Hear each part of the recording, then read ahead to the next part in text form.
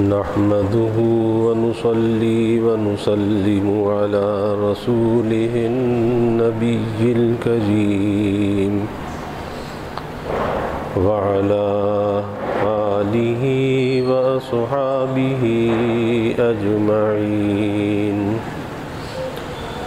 اللهم صل على سيدنا ومولانا محمد وعلى آل سيدنا ومولانا محمد وبارك وسلم صلاة وسلاما كثيرا كثيرا. توفیق الہی اپنے مرشد پاک کی برکت سے جمعہ کے بعد کی اس نشست میں ہفتے وار حکیم الامت مجدد الملت حضرت تھانوی رحمۃ اللہ علیہ کے ملفوظات کا سلسلہ چل رہا ہے. فرمایا کہ اگر کیمیا کے اشتغال میں وقت اور مال کی اضاعت غالب ہو اور کامیابی سے زیادہ ناکامی ہو یا ضیاع کی مقدار حصول سے زائد ہو تو باوجود جواز فی نفسی ہی کے اس عارض کے سبب حرمت کا حکم کیا جائے گا. اور اسی بنا پر اشتغال بالکیمیا کو فقہا نے اسباب عزل متولی سے فرمایا ہے کہ احتمال تھا کہ مال وقت کو بھی ضائع کرے گا. یعنی کیمیا کہتے ہیں کہ جڑی بوٹی سے سونا بنانا. اب اس میں لوگ برباد بہت ہوتے ہیں کیونکہ اس میں پیسے کا نقصان بہت زیادہ ہے، لیکن اس چکر میں بہت سے دھوکے باز، بہت سے فراڈی لوگ ٹکر جاتے ہیں اور بڑا بڑا پیسہ وصول کر لیتے ہیں اور بس بیوقوف بناتے ہیں اور نہ وہ خود جانتے ہیں نہ دوسرے کو سکھا سکتے ہیں. پھر وہ کہتے ہیں کہ اچھا وہ اس میں ایک آنچ کی کسر رہ گئی، اس میں دو آنچ کی کسر رہ گئی، لیکن لوگ اس میں وقت بہت برباد کرتے ہیں، پیسہ بہت برباد کرتے ہیں. تو اس لیے حضرت فرما رہے ہیں کہ باوجود اس کے کہ اس میں امید ہو کہ نفع زیادہ ہوگا، لیکن غالب امکان مال کے ضائع ہونے کا بھی ہے، اضاعت مال. اور جب غالب امکان یہ ہے کہ مال ضائع ہوگا تو باوجود اس کے کہ یہ جائز ہے، جواز ہے، لیکن اس وجہ سے حرمت کا حکم کیا جاتا ہے. جیسے ایک بادشاہ کا قصہ آتا ہے، اس کو شوق ہو گیا کہ مجھے کیمیا سیکھنی ہے، کیمیا گری. اب بادشاہ کی ضد ہوتی ہے، بادشاہ کی ضد اور عورت کی ضد اور بچے کی ضد، تین ضدیں بڑی مشہور ہیں. اس کو کہتے ہیں بالغ ہٹ، راج ہٹ اور تریا ہٹ. راج ہٹ بادشاہ کی ضد، بالغ ہٹ بچے کی ضد اور تریا ہٹ عورت کی ضد، کہ عورت بھی ضد پہ آ جائے تو بس وہ کہتے ہیں نا کہ مان جائے تو آپ سے اور نہ مانے تو باپ سے. پھر وہ کسی کی نہیں مانتی، اللہ بچائے. اسی لیے کہتے ہیں کہ یہ آدمی رشتہ کرے تو دیکھ لے کہ بھائی اس میں ضد تو نہیں ہے. ضد اگر ضد ہوگی تو زندگی عذاب ہو جائے گی، اور اگر ضد نہیں ہے تو زندگی اچھی گزرے گی. اور اسی طرح سے بچے کی ضد ہے. تو اکبر بادشاہ کے دربار میں بڑے مشغلے ہوتے تھے. ایک مرتبہ اس پر بحث چل رہی تھی تو اکبر بادشاہ نے کہا کہ یہ بات تو سمجھ میں آتی ہے کہ جی بادشاہ کی ضد راج ہٹ یا تریا ہٹ عورت کی ضد، لیکن یہ جو بالغ ہٹ ہے یہ سمجھ میں نہیں آتی. بڑا بچہ کیا ضد کرے گا، اور بچے کی ضد کا پورا کرنا کون سا مشکل ہے. تو جو اس کا وزیر تھا بیربل، اس نے کہا حضور سب سے مشکل جو ہٹ ہے، ضد ہے، بچے کی ہے، اس کا پورا کرنا بڑا مشکل ہے. اس نے کہا نہیں یہ کوئی مشکل نہیں ہے. اچھا چلو آزماتے ہیں. اب آزمایا تو اس نے کہا بادشاہ نے بیربل سے کہ تم بچے بنو اور میں باپ بنتا ہوں. تو اس کو بچہ بنایا، خود باپ بن گیا. اب بیربل نے رونا شروع کیا. پوچھا کہ بھائی کیوں روتا ہے؟ تو اس نے کہا کہ ہاتھی لوں گا. بادشاہ نے کون سی مشکل بات ہے؟ تو ہاتھی منگا کر دے دیا کہ یہ لو ہاتھی. پھر اس نے کہا کہ رونا شروع کیا. اس نے کہا اب کیوں روتا ہے؟ اس نے کہا کہ کلیا لوں گا. مٹی کی جو ہانڈی ہوتی ہے اس کو کلیا کہتے ہیں، کلیا لوں گا. اس نے وہ بھی منگا دی. اس نے پھر رونا شروع کیا. پوچھا کہ بھائی اب کیوں روتا ہے؟ اس نے کہا کہ اس ہاتھی کو کلیا میں بٹھا دو. اس ہاتھی کو کلیا میں بٹھا دو. اب یہاں بادشاہ عاجز آ گیا کہ ہاتھی کو کلیا میں کیسے بٹھائے. تو بادشاہ ہار گیا. اب بادشاہ نے کہا اچھا چلو اب ہم ضد کرتے ہیں، ہم بچے بنتے ہیں. اب بادشاہ نے رونا شروع کیا. اس نے اور تو کچھ آتا نہیں تھا. تو اس نے کہا کہ کیوں روتے ہو آپ؟ اب بیربل باپ بن گیا، وہ بیٹا بن گیا. تو پوچھا کہ کیوں روتے ہو؟ کہا جی مجھے ہاتھی چاہیے. بیربل نے کیا کیا کہ مٹی کا چھوٹا سا ہاتھی منگا کے دیا. پھر اس نے رونا شروع کیا. بولے کیا چاہیے؟ بولے کلیا چاہیے. کلیا بھی منگا دی. پھر رونا شروع کیا. بولے اب کیوں روتے ہو؟ کہا جی ہاتھی کو کلیا میں بٹھا دو. اس نے اٹھا کے بٹھا دیا. تو اس نے کہا کہ بھئی اگر تدبیر صحیح ہو، عقل سے کام لے آدمی، تو بچے کی ضد بھی پوری کر سکتا ہے. لیکن آپ نے غلطی یہ کی کہ جب میں نے ہاتھی مانگا تو آپ نے بچے کو ہاتھی بول دیا، اصل ہاتھی اتنا بڑا. تو ظاہر ہے اس نے تو پھر کلیا میں آنا ہی نہیں تھا. تو بچے کی ضد بھی بڑی مشہور ہے. تو ایک بادشاہ کو شوق ہوا کیمیا سیکھنے کا. اب وزیروں کی دوڑیں لگوا دی، جاؤ کسی کیمیا گر کو تلاش کرو کہ جو جڑی بوٹی سے سونا بناتے، تلاش کر کے لاؤ. اب گھوم رہے ادھر سے بادشاہ کا ڈنڈا. تو ایک وزیر کو جنگل میں ایک آدمی ملا. کسی نے کہا یہ جو آدمی ہے نا جھونپڑی میں جو رہتا ہے، یہ کیمیا بنانا جانتا ہے، یہ کیمیا گر ہے. تو وزیر اس کے پاس گیا اور اس سے جا کر پوچھا. اس نے کہا نہیں مجھے تو نہیں آتی. اس نے کہا ہم نے تو سنا ہے تمہیں آتی ہے. اس نے کہا کہ بھائی اگر مجھے آتی ہوتی تو میں اس حال کے اندر اٹھا پھٹے ٹوٹے میرے کپڑے ہیں، ایسی جھونپڑی میں رہتا ہوں. اگر مجھے کیمیا آتی ہوتی کسی محل میں رہتا، تو مجھے تو کیمیا نہیں آتی. واپس چلا گیا. اب لیکن بادشاہ کی ضد کے ڈھونڈو. آخر تنگ آ کر لوگوں نے کہا کہ ہے یہی، یہ جو بڑے میاں ہے یہی کیمیا جانتا ہے. بادشاہ نے کہا کہ اچھا ٹھیک ہے. تو بھیس بدلا اور بھیس بدل کر اس کی جھونپڑی کے آس پاس رہنے لگا. اس کی خدمت کرنے لگا، پاؤں دبانے لگا، کھانا کھلانے لگا. اب وہ بڑے میاں بڑا متاثر ہوا اور ابا ابا کہنے لگا. اب بڑے میاں کچھ کھلایا کہ نہیں مجھے کچھ کھانا پینا نہیں ہے، بس مجھے تو آپ سے محبت ہے. کافی دن گزر گئے خدمت کرتے کرتے. تو ایک دن اس بوڑھے نے کہا کہ بیٹا اب میرا تو آخر وقت ہے اور مجھے کیمیا آتی ہے، میں چاہتا ہوں کہ تجھے سکھا دوں، ورنہ میں یہ فن اپنے قبر میں ساتھ لے جاؤں گا. تو اس کا ہاتھ پکڑا. اس نے کہا نہیں مجھے تو آپ سے محبت ہے، مجھے کوئی کیمیا نہیں سیکھنی، بس مجھے تو آپ سے محبت ہے. اس کا ہاتھ پکڑ کے لے گیا جنگل میں اور پھر وہ جڑی بوٹی دکھائی، یہ ہے اور ایسے ہوتا ہے ویسے ہوتا ہے جو بھی.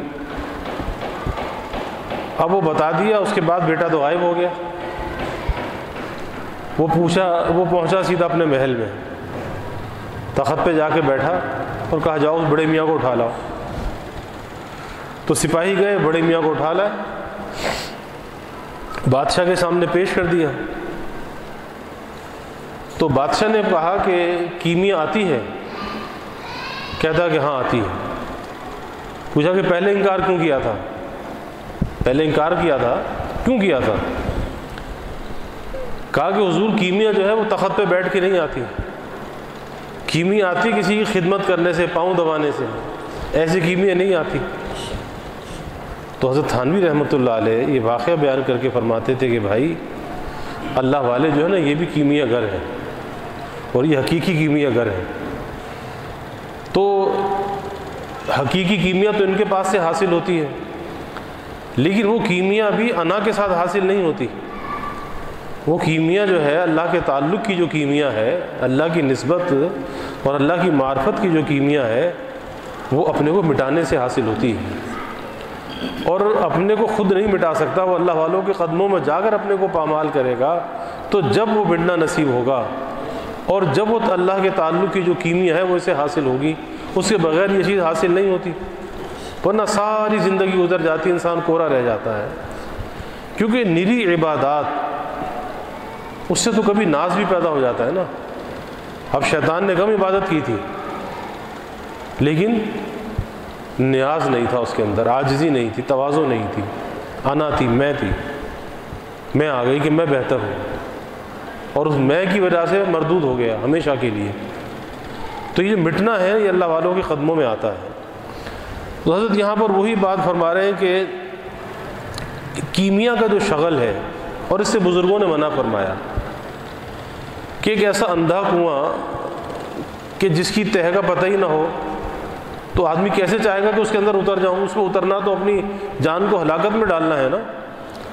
ایسا کام کہ جس کی حقیقت کا معلوم ہی نہ ہو، اور دھوکہ دینے والے پیسے کھینچتے رہیں، تو پھر ہر ایسے کام سے بچنا چاہیے کہ جس کام میں نہ جانتا ہو، نہ سامنے والے کے بارے میں یقین ہو کہ اس کو آتا ہے یا نہیں آتا۔ کیونکہ اکثر ایسا ہوتا ہے کہ اس کام کے جاننے والے بہت ہی خستہ حال رہتے ہیں، اپنے کو چھپا کر رکھتے ہیں تاکہ لوگوں کو پتہ نہ چلے کہ یہ کام کو جانتا ہے۔ تو اس لیے حضرت ہمارے کہ اگر کیمیا کے اشتغال میں وقت اور مال کی اضاعت غالب ہو، اب اسی طرح سے دنیا کا کوئی اور کام لے لیں اس کی جگہ پر، کہ اس کام کے اندر انسان کا وقت بھی ضائع ہو رہا ہے، مال بھی ضائع ہو رہا ہے، لیکن حاصل کچھ نہیں ہو رہا۔ مثلا آج کے زمانے میں یاری دوستی ہے، چائے کے ڈھابوں پہ جا کے رات کو بیٹھنا ہے، کیا ملتا ہے؟ پیسہ بھی خرچ ہوتا ہے، وقت بھی ضائع ہوتا ہے، اور وقت کتنا قیمتی سرمایہ ہے جس کا کوئی بدل نہیں ہے، لیکن حاصل کچھ نہیں ہوتا۔ اضاعت مال بھی ہے، اضاعت وقت بھی ہے، اور اس کا حاصل کیا ہے؟ صفر، کچھ بھی نہیں، الٹا نقصان۔ کہ جن صحبتوں کے میں جا کر انسان بیٹھتا ہے اور جس قسم کے لوگ وہاں پر بیٹھتے ہیں، تو ظاہر ہے اس سے کوئی اچھے اخلاق پیدا نہیں ہوتے، اچھی عادات پیدا نہیں ہوتی، بلکہ آدمی اس پیمانے سے نیچے گرتا ہے، اخلاقی سطح سے نیچے کی طرف جاتا ہے، بلندی کی طرف نہیں جاتا۔ تو ایسی جگہ پر اپنے وقت کو خرچ کرنا یا اپنے مال کو خرچ کرنا کہ جو اخلاقی پستی کا ذریعہ بن جائے، جو معاملات کے بگاڑ کا ذریعہ بن جائے، یا جو اپنے گھر والوں کے حقوق کے ضائع کرنے کا ذریعہ بن جائے، کہ وہ رات جو بیوی کا حق ہے، وہ رات کا وقت جو اپنی اولاد کا حق ہے، کیا ہے جی بعض لوگ صبح تک چائے کے ڈھابوں پر بیٹھے، رات کو جاتے ہیں اور صبح فجر تک بیٹھے ہوئے، اب اندازہ لگائیے، اور بڑے فخر سے بیان کرتے ہیں کہ جی ہماری تو ساری رات گزر جاتی ہے، اور پھر فجر پڑھتے ہیں، پھر سوتے ہیں اس کے بعد میں۔ تو یہ نحوست نہیں ہوگی تو کیا ہوگا؟ کہ اللہ نے تو صبح کے وقت میں برکت رکھی ہے۔ آپ دیکھیں صبح کا وقت برکت والا ہے نا، پرندے اس وقت کو پہچانتے ہیں کہ کوئی پرندہ دوپہر کے 12 بجے رزق تلاش کرنے نہیں نکلتا، یہ پرندے صبح نکل جاتے ہیں، الگ صبح، بس ذرا سا دن پھوٹنے لگتا ہے اور پرندے گھونسلوں سے نکلنے لگتے ہیں، کس لیے؟ رزق کی تلاش کے لیے۔ کیوں؟ کہ برکت والا وقت ہے، اور شام سے پہلے پہلے اپنے گھونسلوں میں واپس آ جاتے ہیں۔ یہ کیا ہے؟ فطرت ہے، فطرت، انسان کی فطرت بھی یہی ہے کہ صبح کو کام پہ جائے، الگ صبح کام میں لگ جائے، اور شام سے پہلے پہلے لوٹ آئے، پھر شام میں اپنے گھر والوں کو بھی وقت دے اور رات کو آرام کرے. لیکن اب تو سارا نظام زندگی بگڑا ہوا ہے نا کہ گھر والوں کے لیے وقت نہیں ہے، بچوں کے لیے وقت نہیں، بیوی کے لیے وقت نہیں. بچے ترستے ہیں لیکن گھر میں آ بھی گیا تو وہ گھر میں موجود نہیں ہے، آ کے بھی موجود نہیں ہے، موجود ہو کر بھی موجود نہیں ہے. کیونکہ وہ سوشل میڈیا میں لگا ہوا ہے. وہ بیوی بچوں سے مخاطب نہیں ہے، ان سے مجالست نہیں ہے. مجالست اگر ہے تو وہ اس سوشل میڈیا کے ساتھ ہے. تو آیا نہ آیا وہ برابر ہے. تو پھر جو بگاڑ نظر آ رہا ہے گھروں میں، بچوں میں، وہ ایسے ہی تو نہیں ہے نا، اس کے کچھ اسباب تو ہیں. پھر رات کو دیر سے سونا، پھر 12 بجے اپنے کام پہ جانا. تو وہ جو اللہ جو صبح رزق بانٹتا ہے اور جو پرندے رزق لینے نکل جاتے ہیں، اور پرندے کا اللہ پہ کتنا بھروسہ ہے کہ کل کا رزق لے کے نہیں آتا وہ کہ چلو کل کا بھی جمع کر لو. نہیں، اس کو بھروسہ ہے جس رب نے آج کھلایا وہ رب کل بھی کھلائے گا. بھروسہ ہے، یقین ہے. لیکن انسان کو یقین نہیں ہے، انسان کو اللہ کی ذات پہ بھروسہ نہیں ہے. تو ہم فطرت سے لڑ رہے ہیں. جب ہم فطرت سے لڑ رہے ہیں تو اس کا نقصان بھی ہم اٹھا رہے ہیں کہ زندگی بے سکونی کا شکار ہے، رشتوں کے درمیان دوریاں ہیں، قربتیں نہیں ہیں. ورنہ ایک وہ بھی تھا کہ شام کو سب چھوٹے بڑے سب بیٹھتے تھے گھروں کے اندر، اکٹھے بیٹھ جاتے تھے. نانی، دادی، دادا، نانا، چاچا، ماموں، یہ رشتے بیٹھ کے باتیں ہو رہی ہیں، قصے کہانیاں ہو رہی ہیں. انسان کی تربیت ہوتی تھی. وہ چیزیں جو بڑوں کی چھوٹوں میں منتقل ہوتی تھی، اور منتقلی صحبت کے ذریعے سے ہوتی ہے. آج صحبت ہی ختم ہو گئی. نہ علماء کی صحبت رہی، نہ اللہ والوں کی صحبت رہی، نہ اپنے بڑوں کی صحبت رہی. تو کیا سیکھے گا؟ کیا سیکھے گا؟ پڑھ لکھ کر بھی جاہل رہے گا. اور آج یہی ہے کہ آج کے پڑھے لکھے بھی جاہل ہیں، کیونکہ اندر تہذیب اور اقدار نام کی کوئی چیز نہیں ہے، اخلاق نام کی کوئی چیز نہیں ہے. ہیں پڑھے لکھے، تعلیم یافتہ، کیوں کہ اپنے بڑوں کی صحبت میں نہیں بیٹھے، علماء کی صحبت میں نہیں بیٹھے، اللہ والوں کی صحبت میں نہیں بیٹھے. تو پڑھ لکھ کے جہالت ہی رہے گی. اور آج وہ چیز نظر آتی ہے. اس لیے فطرت سے لڑ کر ہمیشہ اپنا نقصان ہوگا. اور فطرت کے سانچے میں اپنے کو ڈال دے کہ اللہ نے رات آرام کے لیے بنائی ہے، دن کام کے لیے بنایا ہے. رات کو بھرپور آرام کرو، دن میں بھرپور کام کرو. یہ فطرت ہے نا. تو اللہ کے نظام کے الٹ اگر کوئی آدمی چلے گا تو کیا ہوگا؟ نقصان ہوگا. بات اس پر چل رہی ہے کہ یہ تو حضرت نے یہاں کیمیا کی بات بیان کی. اس پر میں عرض کر رہا ہوں کہ آج کے زمانے میں دیکھنا چاہیے کہ ہم کہاں کہاں اپنا مال بھی ضائع کر رہے ہیں، اپنا وقت بھی ضائع کر رہے ہیں، اپنی صلاحیتوں کو بھی ضائع کر رہے ہیں. تو حاصل کیا ہوتا ہے؟ کچھ بھی نہیں ہوتا. اس لیے اپنا وقت، اپنا مال، اپنی صحت، اپنی صلاحیت یا تو اللہ کی رضا میں استعمال کرنی چاہیے، اللہ کو راضی کرنے کے لیے، یا اسے اپنی ذات اور اپنی بیوی بچوں پہ استعمال کرنا چاہیے. پھر اللہ کی مخلوق کے ساتھ بھلائی اور خیر خواہی میں استعمال کرنا چاہیے. باقی یہ بھلائی اور خیر خواہی نہیں ہے کہ گھر میں تو کھانے پینے کے فاقے ہوں اور باہر دعوتیں اڑائی جا رہی ہیں، ہوٹلوں پر کھانے کھا رہے ہیں، اور گھر میں کوئی راشن نہیں ہے، کوئی چیز نہیں ہے، بچوں کے لیے دودھ گھر پہ نہیں ہے، ضروریات گھر پہ نہیں ہے، تنخواہ ملتی ہے دوستوں میں اڑ جاتی ہے. آپ اندازہ لگائیے کل اللہ کو کیا جواب دے گا؟ یہ دوستیاں کس کام کی ہیں؟ تو آج کے زمانے کی دوستی اور تعلقات جو ہے نا، اغراض اور مفاد کی دوستیاں ہیں. مفاد کا تعلق ہے. جب تک جیب میں ہے تو دوستی ہے، ورنہ وہی دوست دشمن بن جاتا ہے، پوچھنے بھی نہیں آتا. کیوں؟ جیب گرم تھی تو وہ اس جیب سے مال کا دوست تھا، تیرا دوست نہیں تھا وہ. لیکن نوجوانوں کی سمجھ میں نہیں آتی. تو اس لیے نہ اپنے وقت کو ضائع کرے، نہ اپنے مال کو ضائع کرے. حضرت سفیان ثوری رحمۃ اللہ علیہ کیا فرماتے تھے؟ فرماتے تھے کہ بھائی اب وہ زمانہ ہے کہ اپنا جو مال ہے اس مال کو ضروریات میں خرچ کرو، باقی بچاؤ، سیونگ کرو. اگر اس کی سیونگ نہیں کی، نہیں بچایا، تو یہ دنیا دار لوگ، یہ دنیا کے عمرا تمہاری صافی بنا لیں گے. ٹیشو پیپر ہوتا ہے نا، استعمال کیا پھینک دیا، پھر وہ حال تمہارا کر دیں گے، ٹیشو پیپر بنا لیں گے۔ اس لیے مال اللہ کی نعمت ہے، اسے اس طرح دوستوں میں ضائع نہیں کرنا چاہیے۔ تو اپنے صحت کی بھی قدر کرے، وقت کی بھی قدر کرے، مال کی بھی قدر کرے، اللہ کی نعمتیں ہیں، کل اللہ اس کے بارے میں سوال کرے گا۔ اور اپنا وقت جو ہے اپنے بیوی بچوں کو دینا چاہیے۔ ایک گھر کا ماحول ایک دوستانہ ہونا چاہیے، اس میں تربیت انسان کی ہوتی ہے۔ باہر گھوم پھر کے گھر میں اولاد کی تربیت کون کرے گا؟ کوئی نہیں کرے گا۔ تو بس آج کا سبق یہی ہے کہ اپنے وقت اور مال کو بچانا چاہیے، اور ہر ایسی چیز سے، ہر ایسے کام سے بچنا چاہیے کہ جس میں فائدہ نظر آ رہا ہو لیکن مفسدہ اس کا زیادہ ہو، فساد اس کا زیادہ ہو۔ فائدہ بھی ہے لیکن فساد اس سے بڑھ کر ہے، تو پھر ایسی چیز سے اپنے آپ کو بچائے۔ اللہ تعالی ہمیں اس کی توفیق عطا فرمائے۔ وآخر دعوانا الحمد للہ رب العالمین والعاقبۃ للمتقین